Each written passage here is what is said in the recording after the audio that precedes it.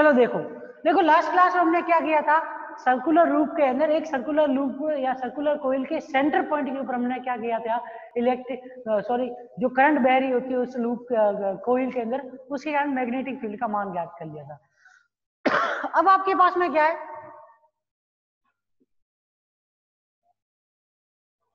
एक point on the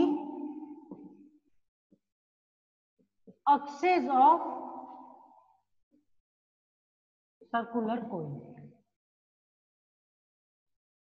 circular coil के अक्ष के ऊपर कोई भी अगर क्या है बिंदु उपस्थित है, उस बिंदु के ऊपर आपको क्या करना है, मैग्नेटिक फील्ड का मान आपको ज्ञात करना है, ठीक है ना। तो देखो वो कैसे ज्ञात करेंगे, ठीक है। तो देखो इसके डायग्राम को देखो, उससे ही समझ में आएगा।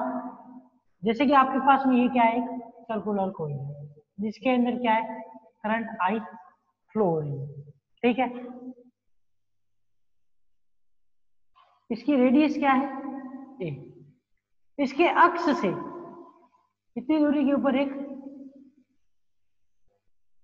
आर दूरी पर क्या उपस्थित है, एक बिंदु, ये P स्थित है। इस बिंदु P के ऊपर आपको क्या ज्ञात करना है, इस सर्कुलर कोइल के अंदर जो इलेक्ट्रिक फील्ड प्रोड्यूस है, इलेक्ट्रिक करंट जो फ्लो हो रही है, उसके कारण इस बिंदु के ऊपर मैग्नेटिक फील्ड का क्या मान होगा, वो आपको ज्ञात करना है। तो उसको ज्ञात करने के लिए क्या करेंगे, इसके अंदर जो इसके ये जो दो सिरे हैं, ठीक है ना, इन दो सिरों के ऊपर हम क्या लेते हैं, अल्पांश ले लेते हैं, जिसकी लंबाई क्या है, dl, ठीक है। इस dl लंबाई का यहां से यहां तक की ये डिस्टेंस क्या मान लेते हैं, r। इसकी यहां से यहां तक की ये जो लंबाई है वो भी क्या होगी, r ही होगी, क्योंकि ऊपर और नीचे आप देखोगे तो एक ही व्यास के ऊपर स्थित है, एक ही व्यास के ऊपर स्थित है। तो उस कंडीशन में यहां से और यहां से इन दोनों बिंदुओं से इस P की डिस्टेंस क्या होगी, सेम रहेगी, उसमें किसी प्रकार कोई चेंज नहीं होगा। तो इन दो बिंदुओं के कारण, इन दोनों लेंथों के कारण इस बिंदु के ऊपर जो इलेक्ट्रिक फील्ड प्रोड्यूस हो रहा है अल्पांश लंबाई के कारण, एक को हम किससे प्रदर्शित कर देते हैं, dB डैश से, और एक को किससे प्रदर्शित करते हैं, dB से प्रदर्शित कर देते हैं, ठीक है। एक की डायरेक्शन n कैप, दूसरे की डायरेक्शन n, और दोनों जो है इसके अक्ष के अनुदिश जो बिंदु P है उसके साथ में कितने का एंगल बना रहे हैं, पाई का एंगल बना रहे हैं।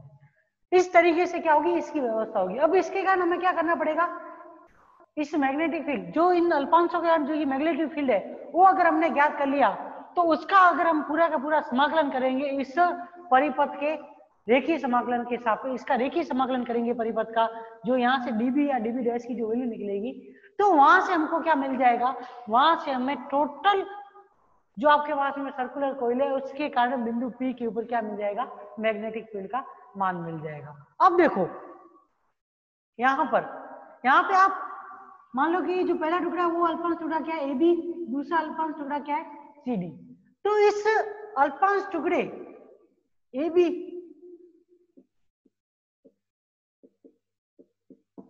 के कारण बिंदु P पर चुंबकीय क्षेत्र क्या होगा, dB। कल की क्लास में पढ़ा था, जो मैग्नेटिक फील्ड होता है वो क्या होता है, उससे लेंथ का और एंगल के साथ में एंगल थीटा की इस ज्या के सापेक्ष समानुपाती तथा बीच की डिस्टेंस के वर्ग के व्युत्क्रमानुपाती, इन सब चीजों के वो क्या होता है, प्रोपोर्शनल होता है। तो उस कंडीशन में जो ये फॉर्मूला आएगा वो क्या होगा, mu naught I upon 4 pi DL sine theta upon R square N के, यही आएगा। अब देखो इसका इसके साथ में, इसका इस लेंथ के साथ में जो एंगल है वो कितने का है, कितने डिग्री का एंगल होगा इसका इसके साथ में, 90 डिग्री का होगा या नहीं होगा, ये वाला एंगल है 90 डिग्री का होगा। और अगर ये वाला एंगल भी लोगे यहां से यहां वाला, इसका इस लेंथ के साथ में, ये एंगल भी आप देखोगे तो एक प्रकार से व्यास के साथ में कितने का है, 90 डिग्री का। तो यहाँ से थीटा का मान तो क्या हो गया, 90 डिग्री। थीटा की 90 डिग्री होते ये वैल्यू क्या आ जाएगी, DB vector mu naught I upon 4 pi dl upon are square N cap.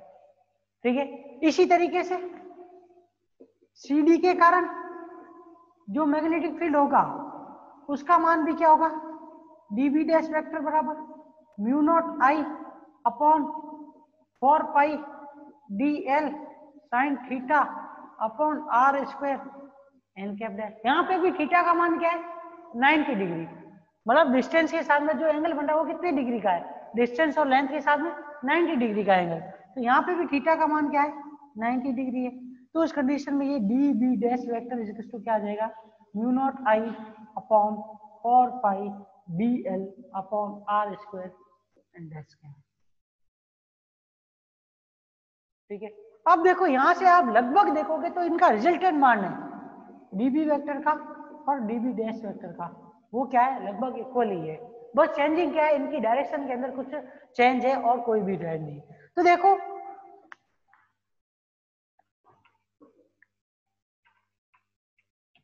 अगर इसको अलग से बना दे, किसको, इस शेप को अलग से बनाए, इस वाले बिंदु P वाले शेप को,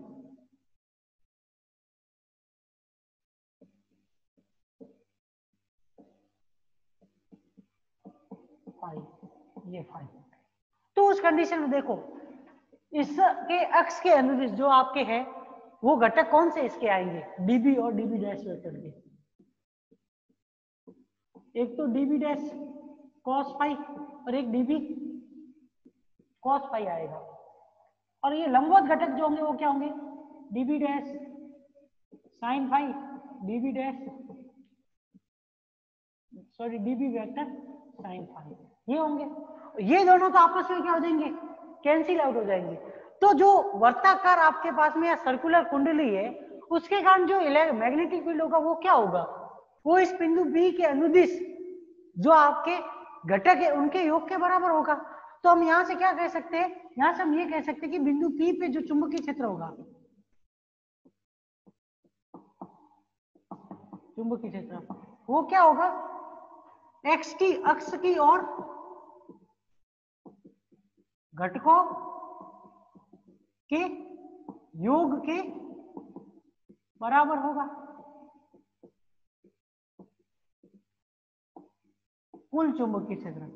क्योंकि आप कितने भी घटक लो, भले यहां से टुकड़ा लो, यहां से टुकड़ा लो, किधर से भी टुकड़ा लोगे तो उसका बिंदु P के सापेक्ष जो भी मान आएगा वो उसके अक्ष के अनुदिश घटकों के योग के बराबर ही आएगा। तो मतलब यहां से आप क्या कह सकते हो, ये बी वेक्टर जो है वो किसके बराबर होगा, आपके डीबी वेक्टर या डीबी कॉस फाई के बराबर होगा। ठीक है, डीबी कॉस फाई। तो देखो अब इसको अपन ने कितने अल्पांश टुकड़ों में तोड़ा ये हमको नहीं मालूम है। ठीक है, तो कितने अल्पांश टुकड़ों में तोड़ा ये हमको नहीं मालूम है।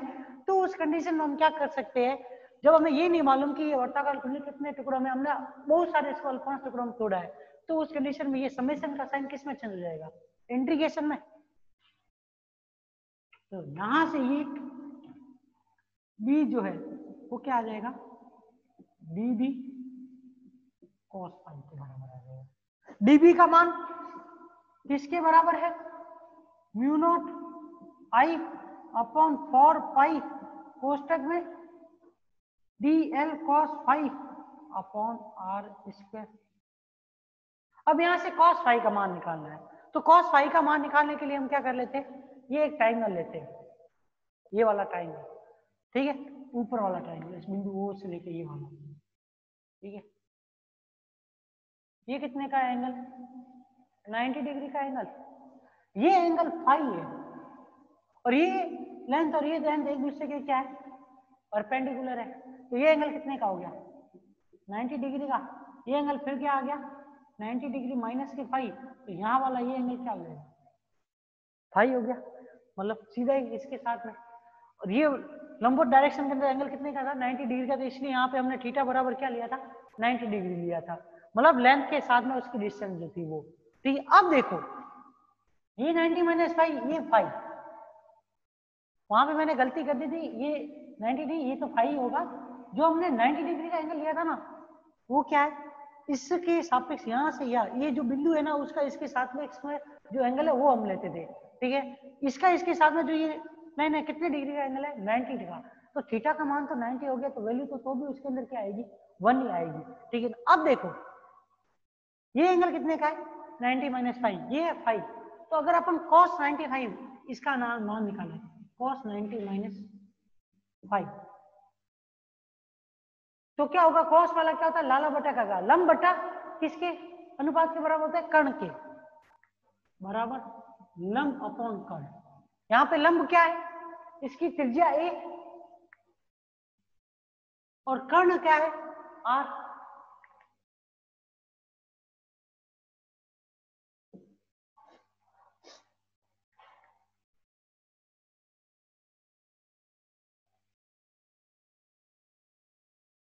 सीधे cos फाई का मान लिखा है। ठीक है, a अपॉन r इस कंडीशन के अंदर, मतलब cos फाई की वैल्यू क्या होगी, लंब अपॉन कर्ण से आपके क्या आ जाएगी, लंब अपॉन कर्ण नहीं लोगे, साइन 95 माइनस 5 लिखेंगे तो भी cos फाई लिखा जाएगा, आधार बटा कर्ण आ जाएगा। उससे फिर भी अपन क्या हो जाएगा, चेंज करना पड़ेगा, एक को आधार और एक को कर्ण मानना पड़ेगा। एक मिनट रुक जाओ। ठीक है, तो cos फाई का मान क्या आ गया, लंब अपॉन कर्ण से लिखो या फिर आधार अपॉन कर्ण से लिखोगे तो भी कोई नहीं, a अपॉन r के बराबर ही इसकी वैल्यू आएगी, वो मान इसमें रखेंगे तो b बराबर क्या हो जाएगा, mu naught I upon 4 pi l b l a upon r cube. ठीक है, a और r क्यूब को बाहर ले लो, a और r क्यूब को बाहर लोगे तो b बराबर क्या आएगा, mu naught I upon 4 pi r cube a into l of d l. अब ये dl क्या है, इसकी परिधि, मान इसका रेखीय समाकलन किसके बराबर होगा, इस वर्ताकार घूर्णी का, उसकी परिधि के समान बराबर होगा। तो यहां से ये mu naught I a upon 4 pi r cube into 2 pi, pi से पाई गया, ये इससे 2 बार गया, तो यहां से ये बी वेक्टर जो है वो किसके बराबर आ जाएगा, बी वेक्टर इजकस टू, या फिर बी इजकस टू क्या आएगा आपके, mu naught I a square upon 2 r cube, ये आ गया। अब देखो आर क्या है, इसका विकर्ण है, तो यहां से आर की वैल्यू आप और क्या लिख सकते हो, ए स्क्वायर प्लस एक्स स्क्वायर की पावर 1/2 भी लिख सकते हो। तो यहाँ पे ये b बराबर क्या आ जाएगा आपके, और mu naught I a square कोष्टक में 2 कोष्टक में ए स्क्वायर प्लस एक्स स्क्वायर की पावर, ये क्या आ जाएगी आपके मैग्नेटिक फील्ड का मान आ जाएगा, किसके अनुदिश, अक्ष के अनुदिश स्थित किसी बिंदु के सापेक्ष जो मैग्नेटिक फील्ड होगा उसका ये मान होगा।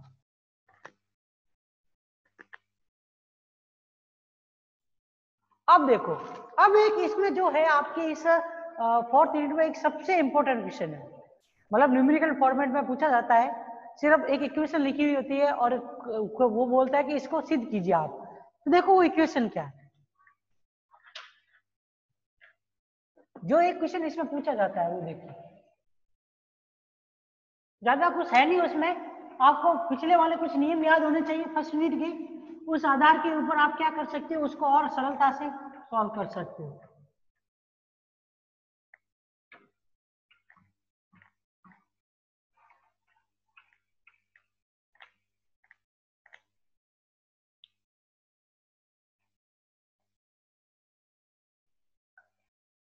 एक क्वेश्चन जो इस यूनिट से पूछा जाता है वो क्वेश्चन ये है कि del of vector of b vector जो होता है वो किसके बराबर होता है, 0 के। और वो इसमें क्या पूछ सकता है, del vector dot b vector of d v किसके बराबर होता है, 0 के बराबर होता है। एक और चीज इसमें ये और बोल सकता है कि s b vector dot d s vector किसके बराबर होता है, जीरो के। इसका आयतन समाकलन करने पे ये आएगा, गॉस अपसरण नियम से आयतन समाकलन किसमें चेंज हो जाएगा? पृष्ठ समाकलन में। तो ये वैल्यू, तो यहां से इस क्वेश्चन में जो या तो इस तरीके से डायरेक्ट फॉर्मूला लिखा हुआ होगा, या फिर ये बोला जाता है कि जो चुंबकीय क्षेत्र होता है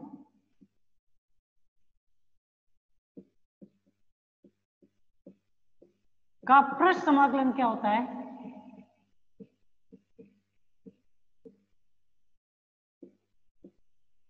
शून्य होता है। मतलब जितना फ्लक्स इन, जितनी रेखा इन उतनी कितनी रेखा आउट, तो उस कंडीशन में भी आप क्या कह सकते हो, इसका मान जो होता है वो जीरो। कैसे? जैसे कि देख लो कि ये आपके पास में कोई नहीं,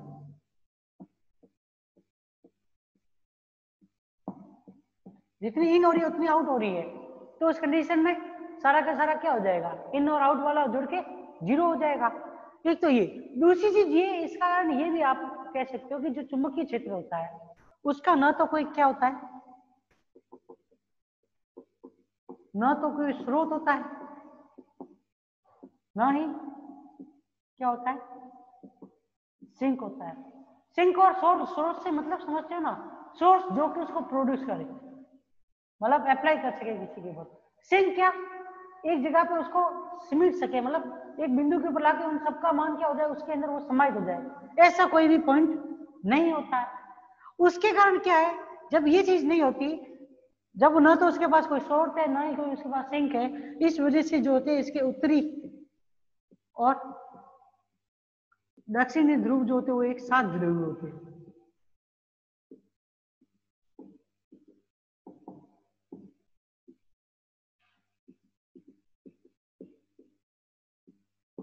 ठीक है, उत्तरी और दक्षिणी ध्रुव क्या होंगे, एक साथ जुड़े हुए होंगे। ठीक है ना, जब उसके पास में क्या नहीं है, स्रोत और सिंक कुछ भी नहीं है, तो इसका मतलब ये हुआ कि उत्तरी और दक्षिणी ध्रुव एक साथ में जुड़े हुए हैं। इसका मतलब ये जो इसके पोल्स होते हैं वो क्या होते, स्वतंत्र नहीं होते, एक दूसरे से वो स्वतंत्र नहीं होते। मेन इसका कारण जो इन तीनों चीजों का जीरो होने का कारण क्या होता है, ये होता है कि जो मैग्नेटिक फील्ड होता है ना, उसके डायपोल्स जो होते हैं वो एक दूसरे के साथ में जुड़े हुए होते हैं। कभी भी आप सिंगली एक पोल को नहीं ले सकते, इस वजह से भी मैग्नेटिक फील्ड का जो डाइवर्जेंस होता है उसका मान क्या होता है, जीरो होता है। ये आप कह सकते हो, ये इसका सबसे इंपॉर्टेंट कारण। एक नंबर क्वेश्चन में पूछा जाता है कभी कभार कि मैग्नेटिक फील्ड का अपसरण या फिर डाइवर्जेंस जीरो क्यों होता है। इसका एक ही कारण है कि उसका कोई भी पोल, मतलब साउथ पोल ले लो, मतलब नॉर्थ पोल ले लो, वो कभी भी सिंगली नहीं पाया जाता, दोनों ही एक साथ में आते हैं। इस वजह से उसका डाइवर्जेंस क्या होता है, जीरो होता है। ये आपको ध्यान रखना है। एक नंबर में अगर पूछे तो उसका आंसर ये होगा। अब देखो, अब अगर आपको 7.5 नंबर में या 3.5 नंबर में इसका डेरिवेशन पूछे तो वो कैसे करेंगे, उसके लिए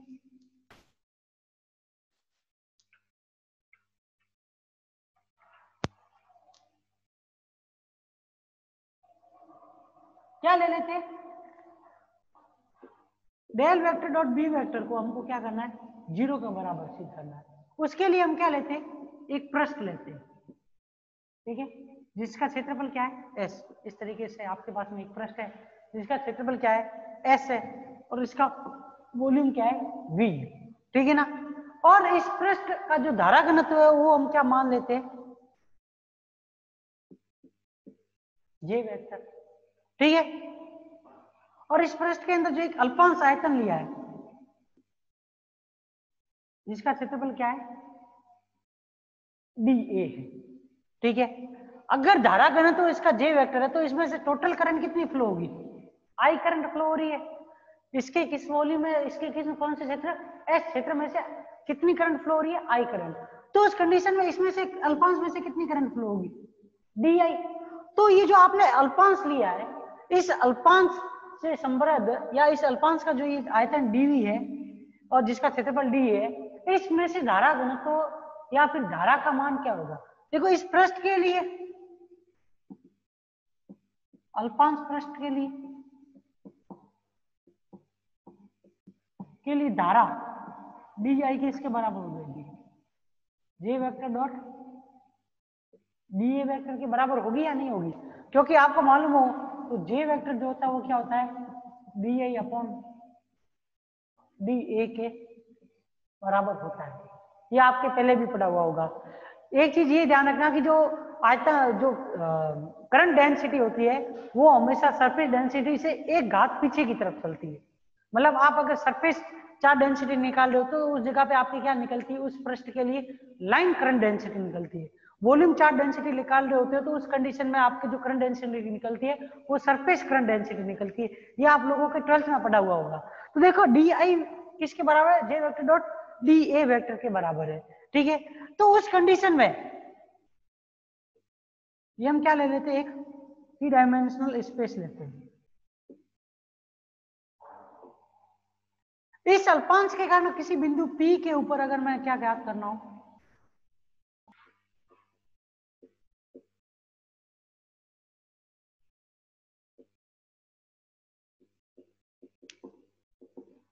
क्या ज्ञात करना हो इस बिंदु P के ऊपर, मैग्नेटिक फील्ड का मान ज्ञात करना है। तो वो मैग्नेटिक फील्ड किसके बराबर होगा, वो इससे दूरी r स्क्वायर के क्या होगा, व्युत्क्रमानुपाती। और इसका जो एंगल है इसके साथ में, इस लेंथ के साथ में, ये जो उसकी ज्या के समानुपाती, और इसमें जो करंट फ्लो हो रही है डी उसके भी क्या हो जाएगा, समानुपाती हो जाएगा। तो पी एक्स वाई जेड पर डी आई धारा के कारण चुंबकीय क्षेत्र क्या होगा, DB equal to mu naught upon 4 pi D I कोष्टक में D L vector cross are vector upon are cube. यही फॉर्मूला लिखोगे। ठीक है, अब देखो मैग्नेटिक फील्ड पता चल गया। अब इस मैग्नेटिक फील्ड में क्या करो, डी आई का मान रखो। डी आई का जब मान रखेंगे तो डी बी वेक्टर बराबर क्या लिखा जाएगा, म्यू नॉट अपॉन 4 पाई कोष्टक में J vector dot D A vector. ठीक है, और मल्टीप्लाई में क्या है आपके D L vector cross are vector upon are cube. जब ये D A vector D L के साथ में मल्टीप्लाई होगा तो आपको क्या मिलेगा, वॉल्यूम मिलेगा। ठीक है, तो उस कंडीशन के अंदर जब इसका इनके साथ में कंप्लीटली आप मतलब मल्टीप्लिकेशन करोगे तो ये डी बी वेक्टर इसका क्या आ जाएगा, म्यू नॉट अपॉन 4 पाई कोष्टक में J vector cross are vector upon are cube into D. क्योंकि जो डी एल और डी है, डी ए वो जो है वो क्या हो जाएगा, इसका वॉल्यूम, इसकी लेंथ का इसके एरिया के साथ में मल्टीप्लिकेशन करोगे तो क्या आएगा, वॉल्यूम में आएगा एक प्रकार से। या फिर विड्थ का किसके साथ में मल्टीप्लिकेशन कर दो, एरिया के साथ में मल्टीप्लिकेशन करो। तो यहां से J vector cross are vector upon are cube के रूप में आपको क्या मिल गई, एक इक्वेशन इसकी मिल गई। अब इसका क्या करो, यहाँ पे ये आर वेक्टर जो है वो किसके बराबर होगा, यहाँ से यहाँ तक की ये जो लेंथ है, इस अल्पांश से लेके इस पॉइंट पी तक की डिस्टेंस, उस आर वेक्टर को क्या लिखोगे। यहाँ पे आपको क्या मालूम है, इन दोनों के निर्देशांकों के बारे में मालूम है। जब निर्देशांकों के बारे में मालूम है तो यहाँ से ये आर की वैल्यू जो है वो क्या लिखी जाएगी, एक्स माइनस एक्स डैश का whole square plus Y minus Y dash का whole square plus Z minus Z dash whole square के रूप में ये लेंथ आ जाएगी आर। ठीक है, अब इसका अगर हमें इस बिंदु P के ऊपर पूरे पृष्ठ के कारण अगर हमें क्या करना हो, मैग्नेटिक फील्ड, अभी तो हमने सिर्फ किसके कारण ज्ञात किया है, अल्पांश जिसके ऊपर करंट डी आई है, जिसका क्षेत्रफल डी है, उसके कारण हमने क्या किया है, मैग्नेटिक फील्ड ज्ञात किया बिंदु P के ऊपर। और अगर हमें पूरे पृष्ठ के कारण अगर मैग्नेटिक फील्ड का मान ज्ञात करना है तो उसके लिए हमको क्या करना पड़ेगा, इसका आयतन समाकलन करना पड़ेगा। या फिर आप ये कह सकते हो कि इसको हम समाकलित करेंगे इस इक्वेशन को, तो हमें इसका समाकलन करने पे हमें क्या मिल जाएगा, टोटल मैग्नेटिक फील्ड के बारे में पता चल जाएगा। तो संपूर्ण पृष्ठ के कारण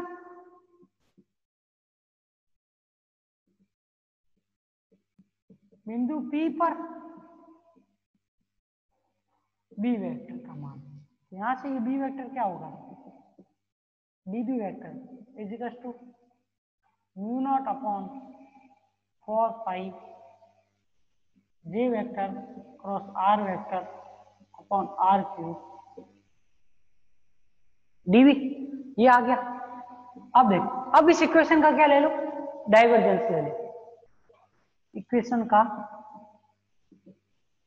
डाइवर्जेंस लेने पर, डाइवर्जेंस लोगे तो क्या लिखा जाएगा, del vector dot b vector is equal to क्या आ जाएगा, म्यू नॉट अपॉन 4 पाई, तो क्या है constant, del vector dot mu j vector cross are vector upon are cube into d, ये लिखा जाएगा। या तो इस तरीके से लिखो, या फिर इस डेल को क्या इसके अंदर की तरफ भी लिखोगे तो कोई फर्क नहीं पड़ेगा, होगा तो डेल जो मतलब ये अवकलन जो है इस पूरे वाले अंदर वाले पूरे के पूरे भाग का अवकलन होगा, ये आपको मालूम है, मतलब डाइवर्जेंस निकलेगा तो पूरे के पूरे भाग का निकलेगा। अब देखो इस समीकरण के अंदर डेल वेक्टर डॉट कोष्ठक में J vector cross are vector upon are cube को कैसे लिखोगे, आर क्यूब क्या है कांस्टेंट वैल्यू, ठीक है ना, बाहर आ जाएगी, भले इसके नीचे डिवाइड रखो तो भी कोई फर्क नहीं पड़ेगा और बाहर लो तो कोई फर्क नहीं पड़ेगा। तो देखो इसको कैसे लिख सकते हो, जे वेक्टर क्रॉस आर वेक्टर का डाइवर्जेंस है तो पहले का दूसरा बार, फिर माइनस माइनस दूसरे का, फिर पहला बार आ जाएगा। तो इस कंडीशन में इस इक्वेशन को कैसे लिखा जा सकता है, फॉर्मूला आपको याद तो del vector dot a vector cross b vector का फॉर्मूला प्रूव कराया था, उस वाले फॉर्मूले से ये क्या है खुलेगा। तो उस कंडीशन में नीचे आपके क्या आएगा, r vector upon are cube del vector cross j vector, फिर माइनस जे वेक्टर कोष्ठक में क्या आ जाएगा, del vector cross are vector upon r. इस मान को किस में रखने पर, इस समीकरण में, इस मान को जब इस समीकरण में रखेंगे तो इक्वेशन जो आएगी del vector dot b vector equal to क्या आ जाएगी आपके, mu naught upon 4 pi v r vector upon are cube del vector cross g vector d v minus j vector कोष्ठक में del vector cross are vector upon are cube कोष्ठक में d. अब देखो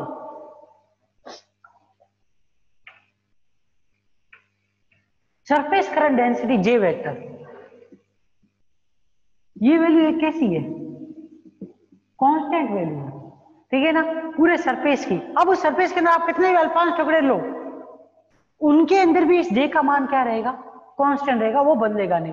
जब ये कांस्टेंट है ना तो उस वजह से del vector cross j vector का मान भी क्या हो जाएगा, जीरो हो जाएगा, क्योंकि कांस्टेंट है, कांस्टेंट का कर्ल क्या होगा जीरो, ये जीरो हो गया तो इस कंडीशन में ये टर्म तो क्या होगी जीरो होगी।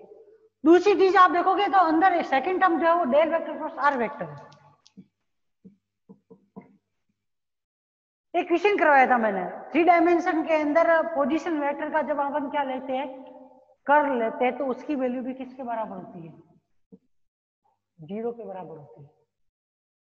अगर नहीं मालूम हो तो क्वेश्चन कराया हुआ तो उसके अंदर से देख लेते हो, ये भी जीरो ये भी जीरो, तो इसका मतलब क्या हुआ del vector dot b vector किसके बराबर आ गया, ये हमने क्या करा था प्रूव करा, ठीक है ना। अब इसके आगे काम क्या करेंगे नेक्स्ट क्लास में पढ़ेंगे, जो थोड़ा सा अब अलग से, अब आगे से आपके क्या है गायरोमैग्नेटिक रेशियो वगैरह ऐसे टॉपिक आएंगे, ठीक है ना। मतलब अब जो नॉर्मल मैग्नेटिक फील्ड का पार्ट था वो इसमें कंप्लीट हो चुका है, अब थोड़ा सा एडवांस लेवल आएगा। अच्छा ये ज्यादा हार्ड भी कुछ भी नहीं है, अच्छे से पढ़ लेंगे वो भी कंप्लीट हो जाएगा, ठीक है।